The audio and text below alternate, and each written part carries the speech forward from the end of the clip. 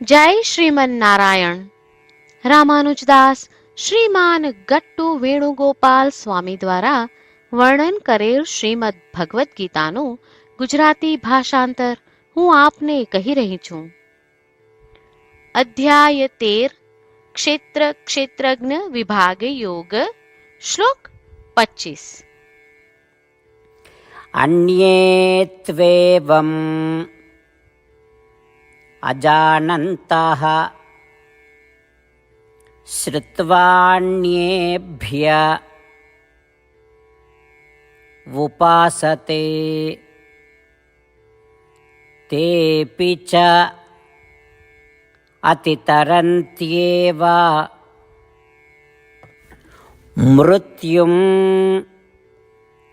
શ્રુતિપરાયણાઃ. ઓમ. ગીતાચાર્ય શ્રી કૃષ્ણ પરમાત્મા અર્જુન સાથે આપણને બધાને ક્ષેત્ર ક્ષેત્રજ્ઞ વિભાગ યોગ શીખવી રહ્યા છે.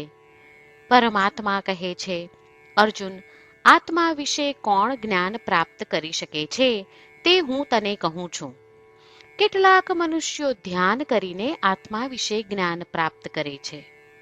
કેટલાક જ્ઞાન યોગ દ્વારા આત્મજ્ઞાનની પ્રાપ્તિ કરે છે. અન્ય મનુષ્યો ફળની ઈચ્છા રાખ્યા વિના પોતાના કર્તવ્યોનું પાલન કરતા અર્થાત કર્મ યોગ દ્વારા આત્મદર્શન પ્રાપ્ત કરે છે.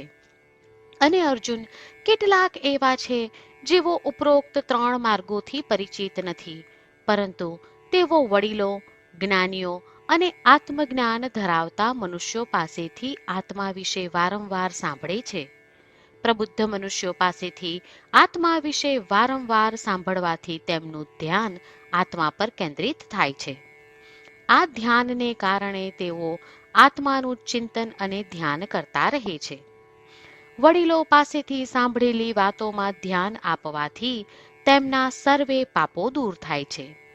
પછી તેઓ ફળની ઈચ્છા રાખ્યા વિના તેમના કર્તવ્યોનું પાલન કરતા આત્મદર્શન પ્રાપ્ત કરે છે. અર્થાત પ્રબુદ્ધ મનુષ્યોને સાંભળીને તેઓ પણ ધીરે ધીરે જન્મ મૃત્યુના મહાસાગરને પાર કરી શકે છે. આ પ્રમાણે શ્રી કૃષ્ણ પરમાત્મા સ્પષ્ટ કરે છે કે જેઓ પ્રબુદ્ધ મનુષ્યોના ઉપદેશ સાંભળવા માટે કટિબદ્ધ છે તેઓ પણ આત્મદર્શન પ્રાપ્ત કરી શકે છે.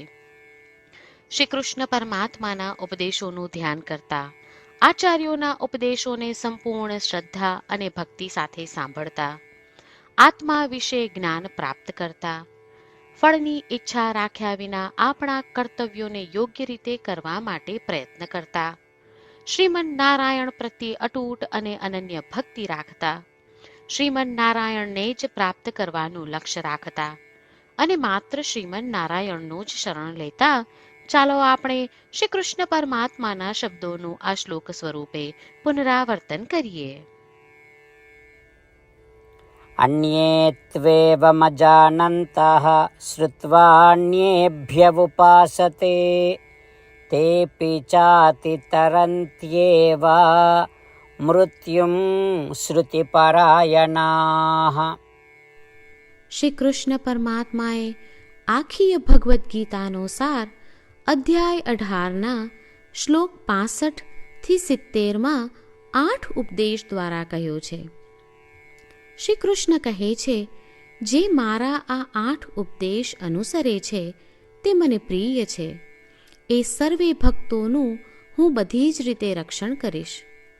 શ્રી કૃષ્ણ પરમાત્મા પાસેથી આખી ભગવદ્ ગીતા સાંભળ્યા પછી અર્જુન કહે છે, કરિષ્યે વચનમ તવ, એટલે કૃષ્ણ, હું તમારી આજ્ઞાનું પાલન કરીશ, તમે કહો છો એમ કરીશ. અને આથી જ શ્રી કૃષ્ણએ દરેક પ્રકારના યશ અને વિજય અર્જુનને આપ્યા છે. તો ચાલો આપણે પણ પરમાત્માને 8 વાતો પાળવાનું વચન આપીએ. પરમાત્માને આપેલા વચનથી મોટી કોઈ પૂજા, તપ કે યજ્ઞ નથી. 8 પ્રતિજ્ઞાઓ જે આપણે લેવી જોઈએ તે હું હવે કહું છું. આપ સૌ પણ એનો મન અને હૃદયથી વિચાર કરો.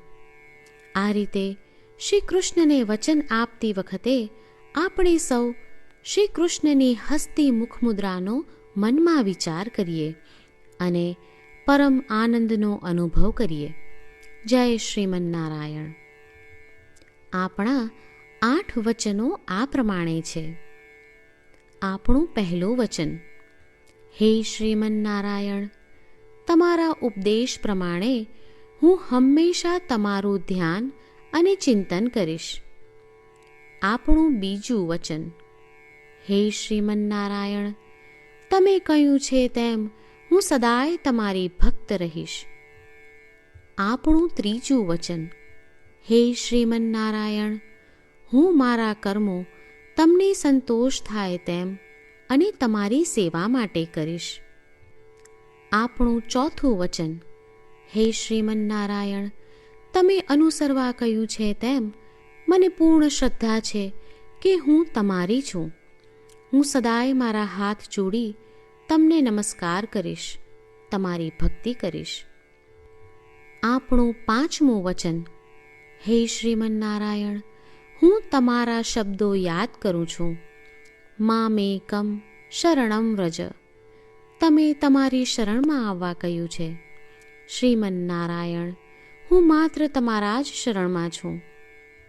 આપણું છઠ્ઠું વચન: હે શ્રીમન્નારાયણ, આપે કહ્યું છે મા શુચ, તમે અમને આશ્વાસન આપી શોક ન કરવા માટે કહ્યું છે, તો હું દુઃખી નહીં થાઉં, શોક નહીં કરું. આપણું સાતમું વચન: હે શ્રીમન્નારાયણ, અમારા કલ્યાણ અર્થે આપે શ્રીમદ્ ભગવદ્ ગીતા રૂપી આશીર્વાદ આપી અમારા સૌ પર કૃપા કરી છે, તો હું દરરોજ ઓછામાં ઓછો 1 શ્લોક વાંચીશ અથવા સાંભળીશ એવો સંકલ્પ લઉં છું.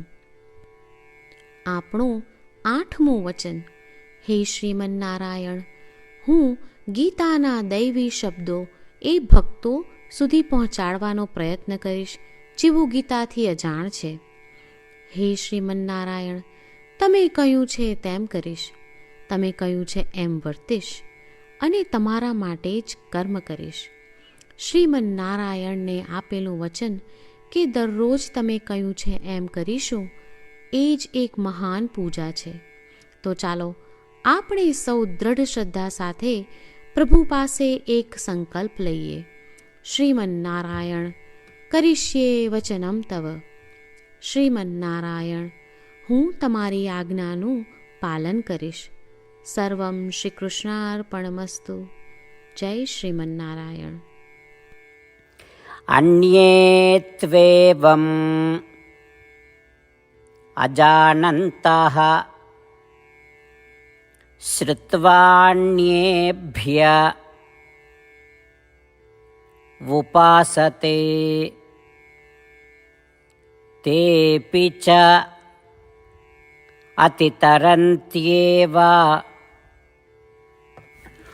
મૃત્યુમ શ્રુતિપરાયણાઃ.